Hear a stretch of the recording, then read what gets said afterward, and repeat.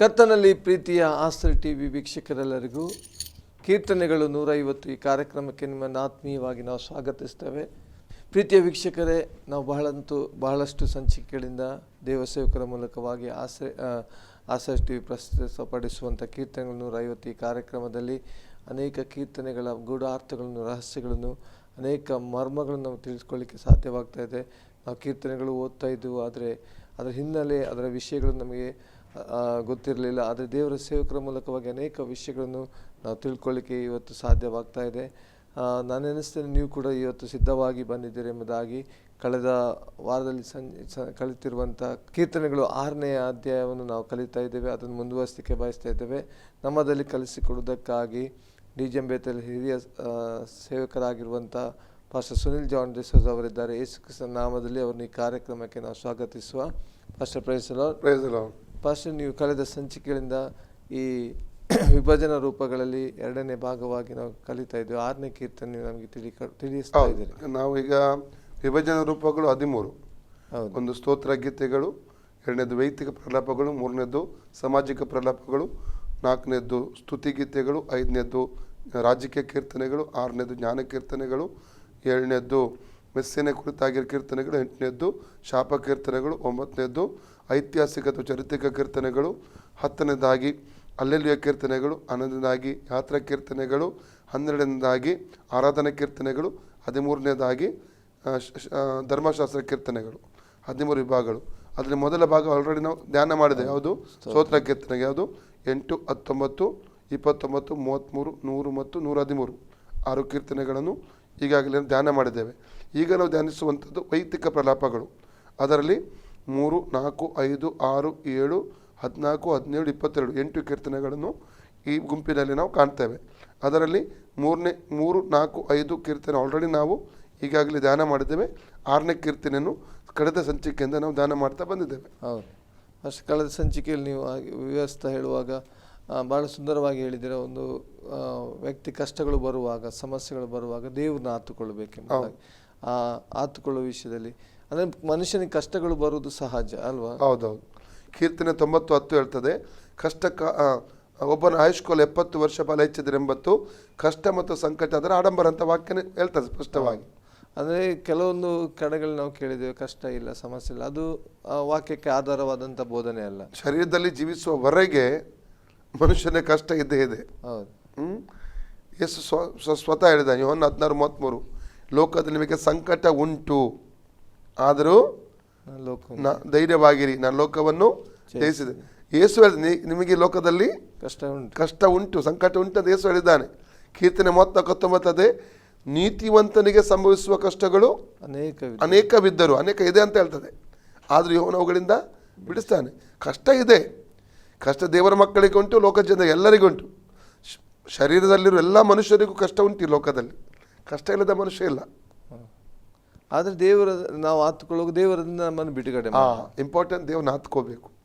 ದೇವರ ಪಾದಪೀಠದಲ್ಲಿ ನಾವು ಕುಳಿತು ಪ್ರಾರ್ಥಿಸಬೇಕು, ಕಣ್ಣೀರು ಸುರಿಸಬೇಕು, ಆಗಲೇ ಬಿಡುಗಡೆ. ಅಂದರೆ ಕಷ್ಟಗಳು ಬರುವಾಗ ನಮಗೆ ಬಲಹೀನತೆ ಬರ್ತದೆ. ಖಂಡಿತ ನಿಶಕ್ತರಾಗ್ತೇವೆ, ಸೋತು ಹೋಗುತ್ತೇವೆ, ಪ್ರಾರ್ಥನೆ ಮಾಡಲಿಕ್ಕೆ ಆಗಲ್ಲ. ಕೆಲವೊಮ್ಮೆ ಒಂದು ಕಡೆ ಟೆನ್ಷನ್ ಇರ್ತದೆ, ಇನ್ನೊಂದು ಕಡೆ ಪರಿಸ್ಥಿತಿಗಳು ತದ್ವಿರುದ್ಧವಾಗಿರ್ತದೆ, ಎಲ್ಲ ಪರಿಸ್ಥಿತಿ ವಿರೋಧವಾಗಿರ್ತದೆ. ಕೆಲವೊಮ್ಮೆ ಮನುಷ್ಯರೆಲ್ಲ ಕೈ ಬಿಡ್ಬೋದು, ಸ್ವಂತದವರು ಕೈ ಬಿಡುವಂಥ ಪರಿಸ್ಥಿತಿ ಬರ್ತದೆ. ಆಗ ಮನುಷ್ಯ ಮುರಿಯಲ್ಪಡ್ತಾನೆ. ಏನು ಮಾಡಬೇಕು ಗೊತ್ತಾಗ್ತಾ ಇಲ್ಲ, ಹೇಗೆ ಮುಂದುವರಿಬೇಕು ಗೊತ್ತಾಗ್ತಾ ಇಲ್ಲ, ಡಿಪ್ರೆಷನ್ಗೆ ಹೋಗ್ತಾನೆ. ಆದರೆ ಆ ಸಮಯವೇ ದೇವರ ಪಾದಪೀಠದ ಕುಳಿತುಕೊಳ್ಳುವ ಸಮಯ. ಅನುಭವ, ಮುರಿಯಲ್ಪಡುವ ಅನುಭವ ಒಳ್ಳೆಯದಕ್ಕೆ ದೇವರು ಕೊಡೋದು. ಕಳೆದ ಸಂಚಿಕೆಯಲ್ಲಿ ನೀವು ಹೇಳಿದ್ದೀರಾ, ಕೊರೋನಾ ಬಂತು, ಸಮಸ್ಯೆಗಳು ಬಂತು, ಅದ್ ಸಮಯದಲ್ಲಿ ದೇವರು ನಮ್ಮನ್ನು ಪರೀಕ್ಷಿಸ್ತಾ ಇದ್ದಾನೆ, ಯಾರು ನನ್ನೊಂದಿಗೆ ಇರ್ತಾನೆ. ಧರ್ಮೋಪದೇಶ 8ನೇ ಅಧ್ಯಾಯ 2ನೇ ವಾಕ್ಯ ನಾವು ಮೊನ್ನೆ ಓದಿದ್ದೆವು. ಅದರಲ್ಲಿ ಅಂದರೆ ಕಷ್ಟಕ್ಕೆ ಒಳಪಡಿಸಿ ದೇವರನ್ನು ನೋಡಿ, ಕಷ್ಟಕ್ಕೆ ಓದಿ ಆ ವಾಕ್ಯ ಓದಬೇಕಾದ್ರೆ 8:2 ಓದಿ.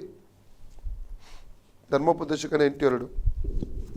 ನಿಮ್ಮ ದೇವರಾದ ಯೆಹೋವನು ನಿಮ್ಮನ್ನು ಈ 40 ವರ್ಷ ಅರಣ್ಯದಲ್ಲಿ ನಡೆಸಿದ್ದನ್ನು ನೀವು ತನ್ನ ಆಜ್ಞೆಗಳನ್ನು ಕೈಗೊಳ್ಳುವರೋ ಅಲ್ಲವೋ ಎಂದು ತಿಳುಕೊಳ್ಳುವುದಕ್ಕೆ ನಿಮ್ಮನ್ನು ಕಷ್ಟಕ್ಕೆ ಒಳಪಡಿಸಿ ನಿಮ್ಮ ಮನೋಭಾವವನ್ನು ಪರೀಕ್ಷಿಸಿದ್ದನ್ನು ನೆನಪಿಗೆ ತಂದುಕೊಳ್ಳಿರಿ.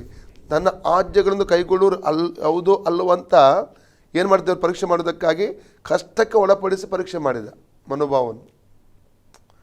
ಈ ಕೊರೋನಾ ಬಂತು, ಎಷ್ಟೋ ಜನ ಕಷ್ಟ ಆಯಿತು. ಕಷ್ಟ ಆಗಲಿಲ್ಲ ಅಂತ ಅಲ್ಲ, ವಾಕ್ಯ ಹೇಳ್ತದೆ ನೀತಿವಂತನಿಗೂ ಕಷ್ಟ ಬರ್ತದೆ. ಆದರೆ ಇಲ್ಲಿ ವ್ಯತ್ಯಾಸನ ನೋಡ್ತೇವೆ. ದೇವರು ಖಂಡಿತ ಬಿಡುಗಡೆ ಕೊಡ್ತಾನೆ. ಕೆಲವೊಮ್ಮೆ ತಕ್ಷಣ ಬಿಡುಗಡೆ ಸಿಗಲಿಕ್ಕಿಲ್ಲ, ಯಾರಿಗೂ ತಕ್ಷಣ ಬಿಡುಗಡೆ. ದೇವರು ಪರೀಕ್ಷೆ ಮಾಡ್ತಾನೆ. ದೇವರ ಉದ್ದೇಶ ಇಲ್ಲದೆ ನಮ್ಮ ತಲೆ ಕೂದಲು ಕೆಳಗೆ ಬೀಳಲಿಕ್ಕೆ ಸಾಧ್ಯವಿಲ್ಲ. ನಮ್ಮ ರೋಮ 8:28 ಸುಂದರವಾಗಿ ಹೇಳ್ತದಲ್ಲ, ತನ್ನ ಸಂಕಲ್ಪದ ಮೇರೆಗೆ ದೇವರು ಯಾರನ್ನು ಕರೀತಾನೋ ಅವರ ಹಿತಕ್ಕಾಗಿ, ತನ್ನನ್ನು ಪ್ರೀತಿಸುವ ಹಿತಕ್ಕಾಗಿ ಆತನು ತನ್ನ ಸಂಕಲ್ಪದ ಮೇಲೆ ಕರೆಯಲ್ಪಟ್ಟು ತನ್ನನ್ನು ಪ್ರೀತಿಸುವ ಹಿತಕ್ಕಾಗಿ ಆತನು ಎಲ್ಲವನ್ನು ಒಳ್ಳೆಯದಕ್ಕೆ ಮಾಡ್ತಾನೆ. ಹಾಗಾದರೆ ನಾವು ಕೊರೋನಾ ಬಂತು ಅಂತ ದೇವರ ಪಾದ ಬಿಡುವಂಥದ್ದು, ಪ್ರಾರ್ಥನೆ ಜೀವಿತವನ್ನು ಬಿಡುವಂಥದ್ದು, ದೇವರನ್ನು ಬಿಟ್ಟು ಹೋಗುವಂಥದ್ದು ಅಲ್ಲ. ಇಲ್ಲಿ ಪರೀಕ್ಷೆ ಉಂಟು ನೋಡಿ. ಇಲ್ಲಿ ಈ ಪರೀಕ್ಷೆಯನ್ನು ಪಾಸ್ ಆಗಬೇಕು. ಬಿಸ್ನೆಸ್ ಹಾಳಾಯಿತು, ಕೆಲಸ ಬಿಟ್ಟು ಹೋಯಿತು, ಆರ್ಥಿಕ ಸಂಕಷ್ಟ ಬಂದು ಬಿಡ್ತು, ರೋಗ ಬಂತು, ವೇದನೆ ಬಂತು, ಕುಟುಂಬದ ಯಾರು ಸತ್ತು ಹೋದರು, ಕುಟುಂಬದ ಯಾವುದೋ ರೋಗ ಬಂತು, ಸಮಸ್ಯೆ ಬಂತು ಅಂತೇಳಿ ದೇವರ ಪಾದ ಬಿಟ್ಟು ಹೋಗುವಂಥದ್ದಲ್ಲ. ಸತ್ರು ದೇವರಿಗಾಗಿ ಜೀವಿಸಿದ್ರು, ಯೇಸುವಿಗಾಗಿ ಸತ್ರು ಜೀವಿಸಿದ್ರು. 2 ಕೊರಿಂಥ 5:15, ರೋಮ 14:8 ಅದನ್ನು ಓದ್ತೇವೆ ನಾವು. ಆ ಸಮರ್ಪಣೆಯಲ್ಲಿ ನಾವು ನಿಲ್ಲಬೇಕು, ಆ ನಂಬಿಕೆಯಲ್ಲಿ ದೃಢವಾಗಿ ನಾವು ನಿಲ್ಲಬೇಕು. ಕಷ್ಟ ಬರ್ತದೆ. ಇಸ್ರೇಲರು ಕಷ್ಟ ಬಂತು, ಐಗುಪ್ತರಿಗೆ ಕಷ್ಟ ಬಂತು. ವ್ಯತ್ಯಾಸ ಏನು? ಇಸ್ರೇಲಿಗೊಂದು ಪ್ರೊಟೆಕ್ಷನ್ ನೋಡ್ತೇವೆ ನಾವು. ಐಗುಪ್ತರಿಗೆ ಕತ್ತಲೆ ಇತ್ತು, ಇವರಿಗೆ ಕತ್ತಲೆ ಇಲ್ಲ.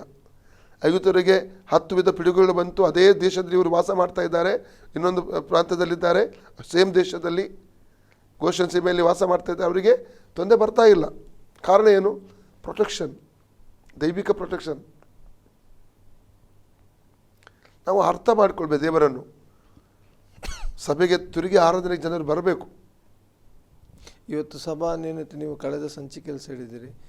ಅಂದರೆ ಒಂದು ಲಾಕ್ಡೌನ್ ನಿಮಿತ್ತವಾಗಿ ಅದಕ್ಕೆ ಹೋಗಿ ಕೆಲಸದಲ್ಲಿ ಅಲ್ಲಿ ಹೋಗಿ ಸಭಾ ನ್ಯೂನತೆಯನ್ನು ತಿರಸ್ಕಾರ ಅಥವಾ ನಿರ್ಲಕ್ಷ್ಯ ಮಾಡೋದನ್ನು ಅನೇಕರು ಹಲಸಿಗಳಾಗಿದ್ದಾರೆ. ಈಗ 4 ಗಂಟೆಗೆ ಹೇಳುವವರು ಈಗ 8 ಗಂಟೆಗೆ ಹೇಳ್ತಾ ಇದ್ದಾರೆ. ಪ್ರಾರ್ಥನೆಗಾಗಿ 4 ಗಂಟೆಗೆ ಎದ್ದು ಹೇಳುವವರು 8ಗೆ ಹೇಳ್ತಾರೆ. ಮಧ್ಯರಾತ್ರಿ ಪ್ರಾರ್ಥನೆ ಮಾಡಲಿಕ್ಕೆ ಹೇಳುತ್ತಿದ್ದವರು ಒಂದು ಸಮಯದ ಲಾಕ್ಡೌನ್ಗಿಂತ ಮುಂಚೆ 8 ಗಂಟೆ 9 ಗಂಟೆ ಹೇಳಲಿಕ್ಕೆ ಆರಂಭ ಮಾಡಿದ್ದಾರೆ. ಲಾಕ್ಡೌನು ಕೆಲವರಿಗೆ ಒಳ್ಳೆ ಪ್ರಾರ್ಥನಾ ವೀರರನ್ನಾಗಿ ಮಾಡಿಸಿತು, ದೇವರ ಸಂಬಂಧದಲ್ಲಿ ಬೆಳೆಸಿತು. ಇನ್ನು ಕೆಲವರಿಗೆ ಈ ಲಾಕ್ಡೌನು ಆಲಸ್ಯಗಳನ್ನಾಗಿ ಮಾಡಿತು. ಇವೆಲ್ಲ ಪರೀಕ್ಷೆಗಳು. ಕೆಲವೊಂದು ದೇವರು ನಮ್ಮ ಜೀವಿತ ಅನುಮತಿಸ್ತಾನೆ, ಬರಮಾಡ್ತಾನೆ, ನಮ್ಮ ಮನೋಭಾವದ ಪರೀಕ್ಷೆ ಮಾಡ್ತಾನೆ. ಅದಕ್ಕಾಗಿ ನಾವು ನಮ್ಮನ್ನೇ ಪ್ರತಿ ದಿವಸ ಪರೀಕ್ಷೆ ಮಾಡಬೇಕು. ದೇವರೊಂದಿರುವ ಸಂಬಂಧ ಇವತ್ತು ಹೆಚ್ಚಾಗಿದೆಯಾ, ಒಳ್ಳೆಯದಾಗಿದೆಯಾ, ಕೆಟ್ಟು ಹೋಗಿದೆಯಾ, ನಮ್ಮನ್ನು ಪರೀಕ್ಷೆ ಮಾಡಬೇಕು.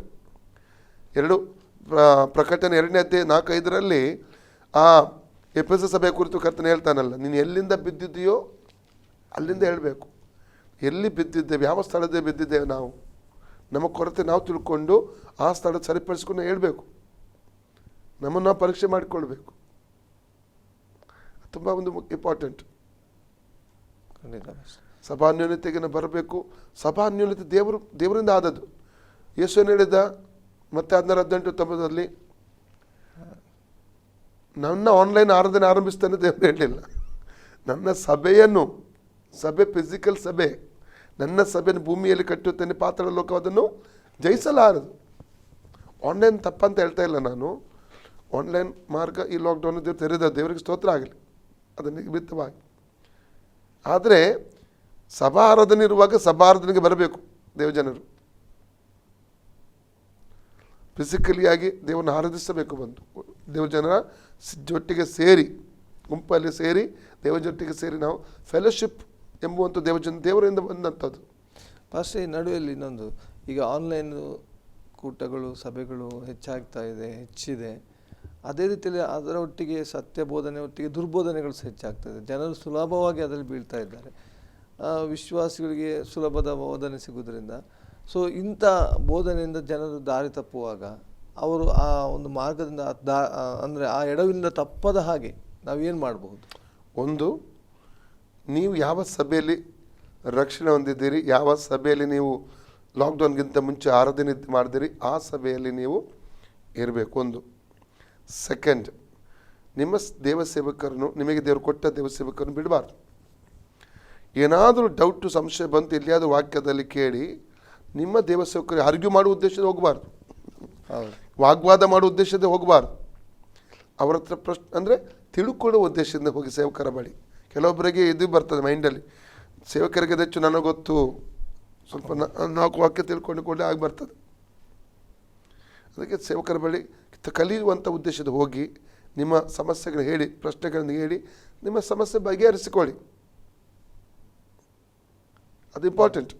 ಸೇವಕರನ್ನು ಸಭೆಯನ್ನು ನೀವು ಬಿಡಬಾರ್ದು. ಮೂರನೇದಾಗಿ ನಾನು ಹೇಳುವಂಥದ್ದು, ವಿವೇಚನೆ ಮಾಡಬೇಕು ವಾಕ್ಯಗಳನ್ನು.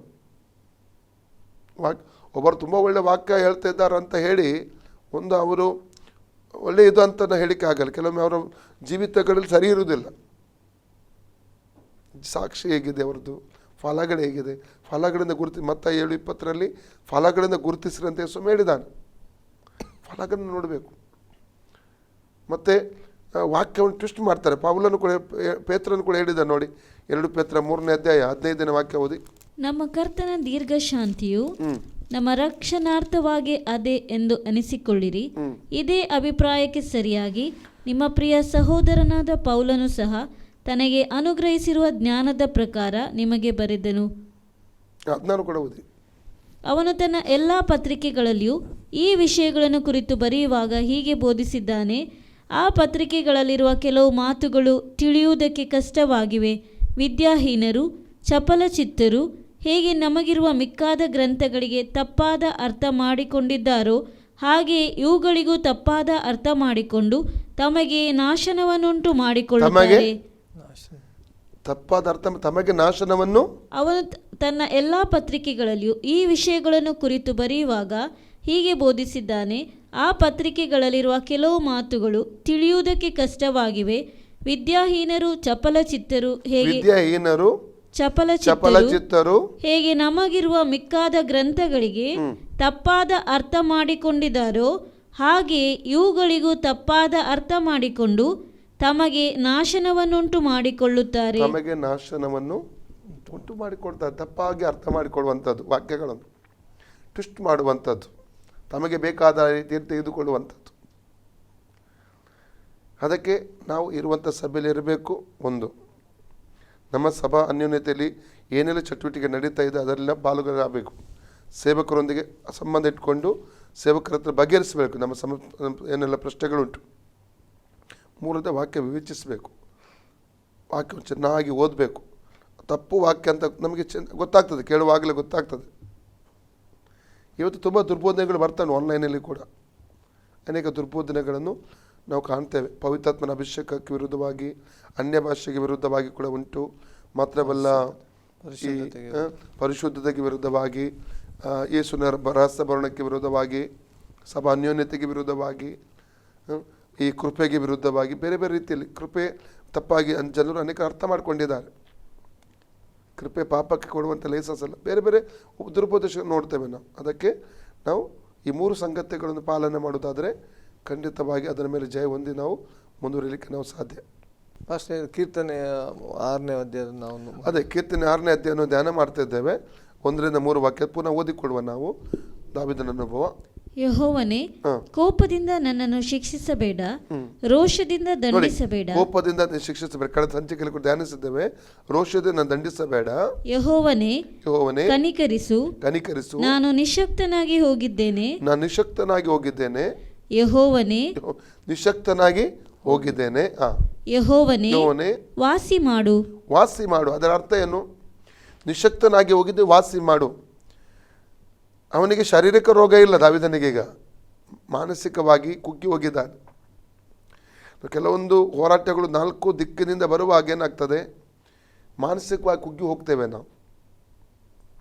ಆವಾಗ ದೇವರ ಬಲ ನಮಗೆ ಬೇಕು, ದೇವರ ಸಹಾಯ ನಮಗೆ ಬೇಕು. ಎರಡನೇದಾಗಿ ಯಾರಾದರೂ ನಮ್ಮನ್ನು ಬಲಪಡಿಸುವರು ಇರಬೇಕು, ನಮ್ಮನ್ನು ಎನ್ಕರೇಜ್ ಮಾಡುವವರು ಇರಬೇಕು, ನಮ್ಮನ್ನು ಸಂತೈಸುವವರು ಇರಬೇಕು, ನಮಗೋಸ್ಕರ ಪ್ರಾರ್ಥಿಸುವವರು ಇರಬೇಕು. ಇದಕ್ಕೆ ಸಭಾನ್ಯೂನ್ಯತೆ ಪ್ರಾಮುಖ್ಯವಾಗಿ ಬೇಕಾಗ್ತದೆ. ಅದೇ ಹೇಳಿದು ನೋಡಿ, ಅಪೊಸ್ತಲತೆ 2:42 4 ಸಂಗತಿ. ಅಪೊಸ್ತಲತೆ 2:41 3,000 ಜನ ತಂದೆ ಮಗ ಪವಿತ್ರಾತ್ಮ ನೀರಲ್ಲಿ ಮುಳುಗಿ ಸೇರಿಸಿಕೊಂಡರು. 42 ವಾಕ್ಯದಲ್ಲಿ ವೆರಿ ನೆಕ್ಸ್ಟ್ ವಾಕ್ಯ ಏನು ಹೇಳ್ತದೆ? ಆಪಸ್ ಉಪದೇಶಿಕೊಳ್ಳುವುದರಲ್ಲಿ, ರೊಟ್ಟಿ ಮರದಲ್ಲಿ, ಪ್ರಾರ್ಥನೆಯಲ್ಲಿ, ಸಹೋದರ ಅನ್ಯೋನ್ಯತೆಯಲ್ಲಿ ನಿರತರಾಗಿದ್ದರು. ಪ್ರಸಂಗಿ 4:9-12 ಒಬ್ಬರಿಗಿಂತ ಇಬ್ಬರು ಲೇಸು, ಒಬ್ಬನು ಬೀಳುವಾಗ ಇನ್ನೊಬ್ಬನು ಇರಬೇಕು, ಎತ್ತುವನು ಇರಬೇಕು. ಅಂದರೆ ಒಂದು ಸಮಸ್ಯೆಗಳು ಬರುವಾಗ ಬೀಳಲಿಕ್ಕೆ ಸಾಧ್ಯ ಇದೆ, ಆದರೆ ಇನ್ನೊಬ್ಬನು ನಮ್ಮೊಂದಿಗೆ ಎತ್ತುವನು ಇರಬೇಕು. ಸಭಾನ್ಯೂನ್ಯತೆ ಬೇರೆ ಬೇರೆ ಉದ್ದೇಶಗಳಿಂದ ಸ್ಥಾಪಿಸಿತ್ತು, ಅದು ಇಂಪಾರ್ಟೆಂಟ್. ಅವನು ನಿಶಕ್ತನಾಗಿ ಹೋಗಿದ್ದಾನೆ, ಮಾತ್ರವಲ್ಲ ಅವನು ಏನು ಹೇಳ್ತಿದ್ದಾನೆ ಇಲ್ಲಿ? ಯೆಹೋವನೇ ವಾಸಿ ಮಾಡು. ವಾಸಿ ಮಾಡು. ವಾಸಿ ಮಾಡಿದ ಅರ್ಥ ಏನು? ಶಾರೀರಿಕ ರೋಗವಲ್ಲ, ಕೇವಲ ಶಾರೀರಿಕ ರೋಗ ಅಲ್ಲ ವಾಸಿ ಮಾಡಲಿಕ್ಕೆ. ಅವನು ಒಳಗೆ ಕುಗ್ಗಿ ಹೋಗಿದ್ದಾನೆ, ಹೃದಯದಲ್ಲಿ ಗಾಯ ಉಂಟಾಗಿದೆ.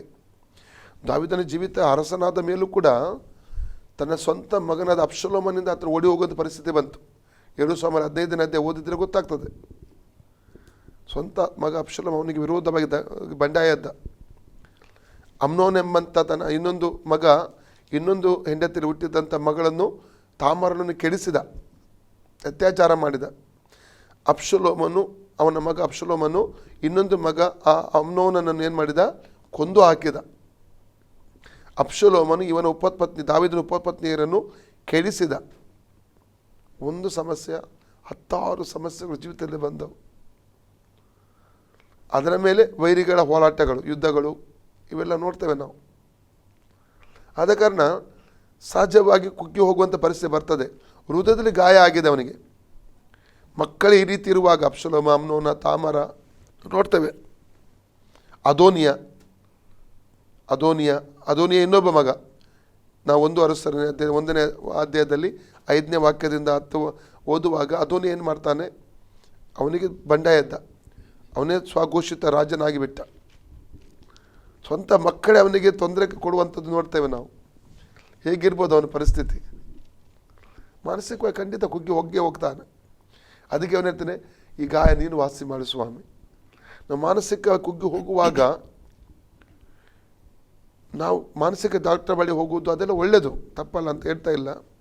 ಎಲ್ಲಕ್ಕಿಂತ ಮುಖ್ಯವಾಗಿ ದೇವರ ಪಾದಪೀಠ ಕುಳಿತು ಕಣ್ಣೀರು ಬಿಟ್ಟರೆ ನಾವು ಯೇಸುವಿನ ಪಾದಕ್ಕೆ ಬಂದು ಅಲ್ಲಿನ ಪರಿಹಾರ ಇದೆ.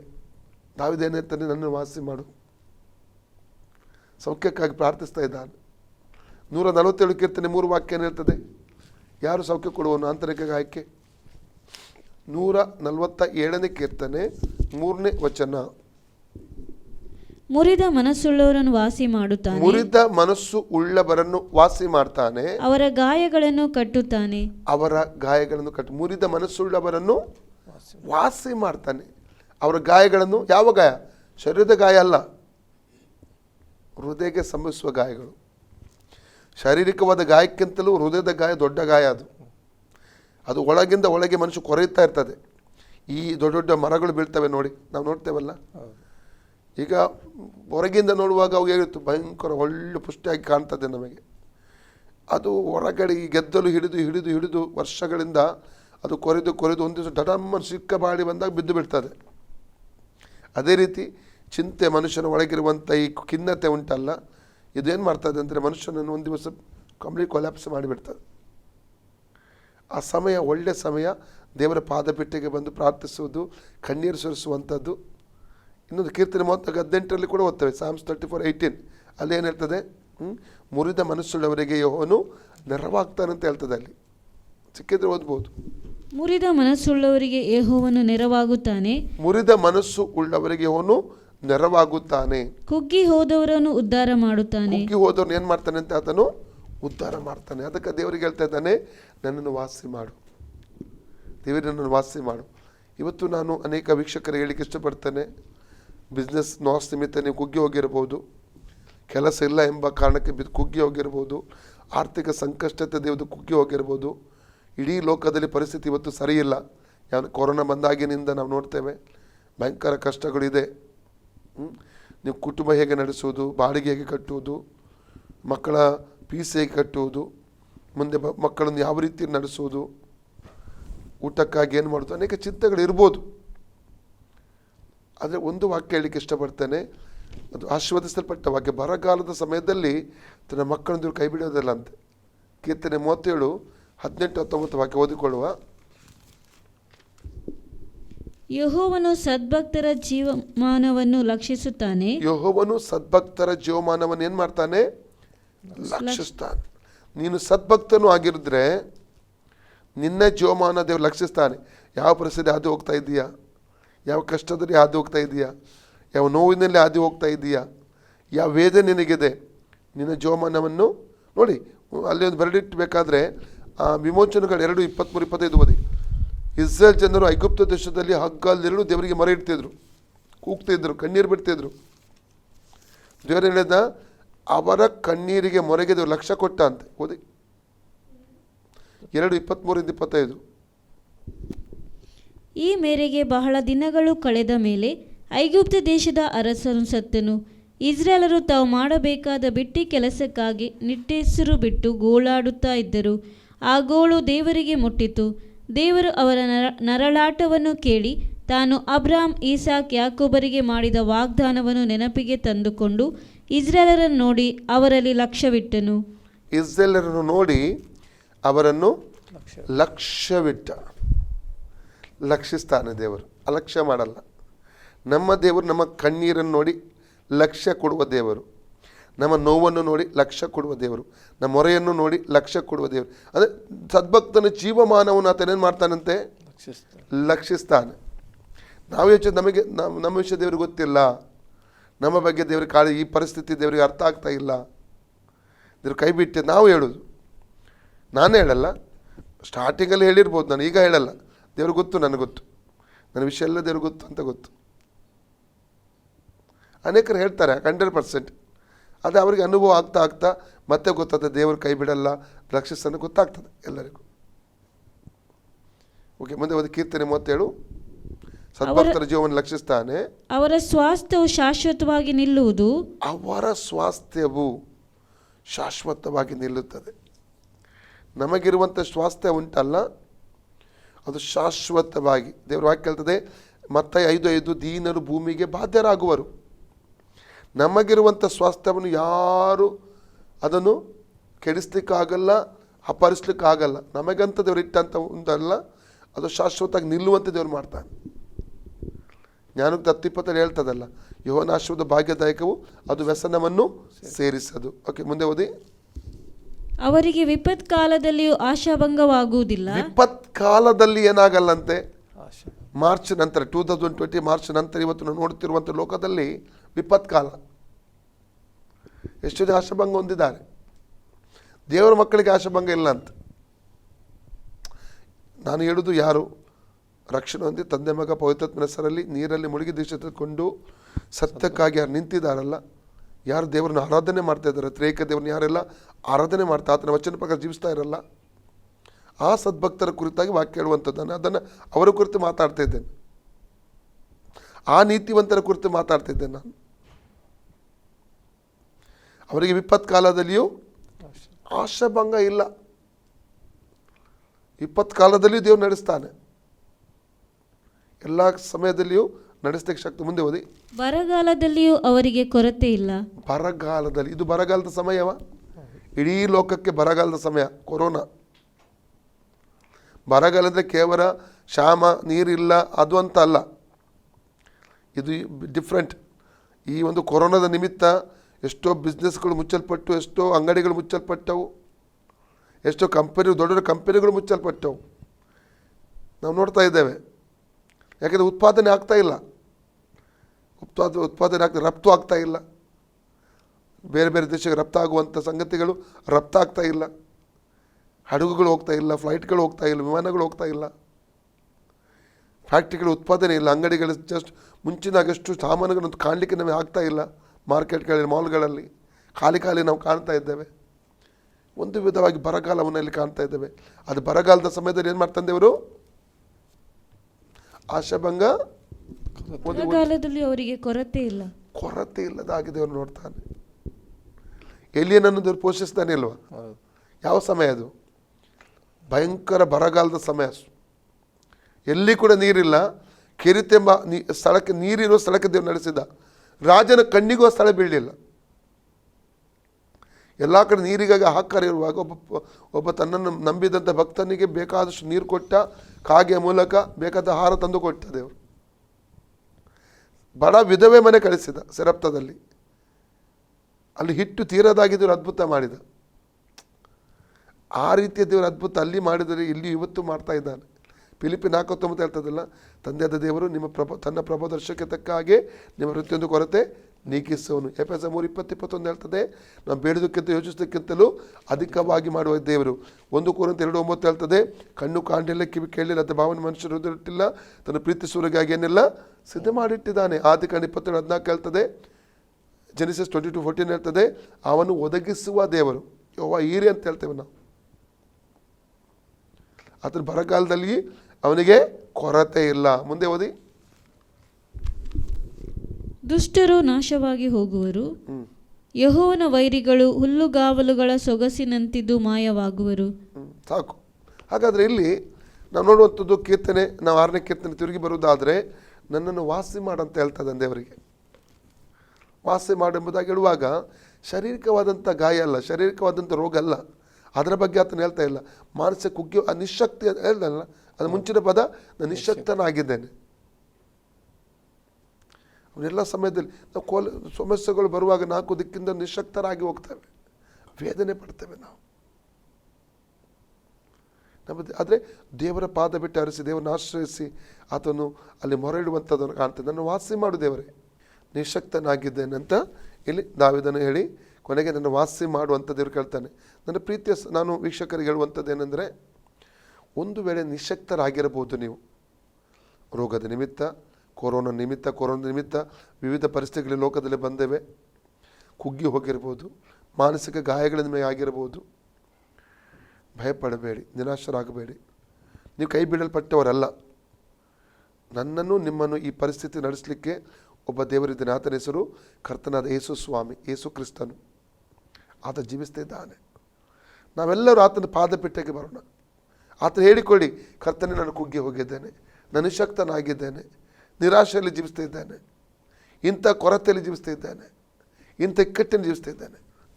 ಆತನು ನಿಮ್ಮ ಎಲ್ಲ ಪರಿಸ್ಥಿತಿ ಬಿಡುಗಡೆ ಕೊಡೋದು ಮಾತ್ರವಲ್ಲ, ನೀವು ಕಣ್ಣೀರನ್ನ ಹತ್ರ ಒರೆಸಿ ನಿಮ್ಮನ್ನು ಆತನ ಬಲಪಡಿಸ್ಲಿಕ್ಕೆ ಹೋಗ್ತಾನೆ. ನಾನು ನೆಕ್ಸ್ಟ್ ಸಂಚಿಕೆಯಲ್ಲಿ ಉಳಿದ ಭಾಗ ನಾನು ಮಾತಾಡ್ತೇನೆ. ಆಮೇಲೆ ಪ್ರೀತಿಯ ವೀಕ್ಷಕರೇ, ನಿಜವಾಗಿ ದೇವಸೇವಕರು ಹೇಳಿದ ಹಾಗೆ ಖಿನ್ನತೆಗಳು, ನಿರಾಶೆಗಳು ಅಥವಾ ಕುಗ್ಗುವಿಕೆ ಬರುವಾಗ ದೇವರನ್ನು ಆತುಕೊಳ್ಳಬೇಕೆಂಬುದಾಗಿ, ನಾವು ಎಲ್ಲಿಯೂ ಸಹಾಯ ಇಲ್ಲ ಎಂಬುದಾಗಿ ಹೇಳುವಾಗ ನಮಗೆ ಸಹಾಯಕನು ದೇವರಿದ್ದಾನೆ, ಆತನ ಬಳಿಗೆ ಹೋಗುವಾಗ ಆತ ನಮಗೆ ಸಹಾಯಕನಾಗಿರ್ತಾನೆ ಎಂಬುದಾಗಿ ಹೇಳಿದ ಹಾಗೆ ನಮ್ಮ ಜೀವಿತವನ್ನು ಒಪ್ಪಿಸಿಕೊಡೋಣ, ದೇವರ ಸಮ್ಮುಖವನ್ನು ಬಯಸುವ ಎಂಬುದಾಗಿ ಹೇಳುತ್ತಾ ಇವತ್ತಿನ ಕಾರ್ಯಕ್ರಮ ನಾವು ಮುಗಿಸಲಿಕ್ಕೆ ಬಯಸ್ತೇವೆ. ನಮ್ಮ ಅದರಲ್ಲಿ ಆಸರೆ ಟಿವಿಯಲ್ಲಿ ಬಂದು ವಿಸ್ತಾರವಾಗಿ ಈ ಕಾರ್ಯಕ್ರಮದಲ್ಲಿ ನಮಗೆ ಅನೇಕ ಉತ್ತೇಜನವಾಗಿ ವಾಕ್ಯವನ್ನು ಹಂಚಿದ ದೇವಸೇವಕರಿಗೆ ಆಸರೆ ಟಿವಿ ಪರವಾದಂಥ ವಂದನೆಗಳು. Pastor praise the lord. ಮುಂದಿನ ಸಂಚಿಕೆಯಲ್ಲಿ ಇನ್ನೂ ಅನೇಕ ವಿಷಯಗಳೊಂದಿಗೆ ಇದೇ ಕೀರ್ತನೆ ಭಾಗವನ್ನು ಮುಂದುವರಿಸಲಿಕ್ಕಿದ್ದೇವೆ. ಅಲ್ಲಿವರೆಗೆ ನಿಮ್ಮ ನೆಚ್ಚಿನ ಆಸರೆ ಟಿವಿಯನ್ನು ವೀಕ್ಷಿಸ್ತಾ ಇರಿ. ವಂದನೆಗಳು.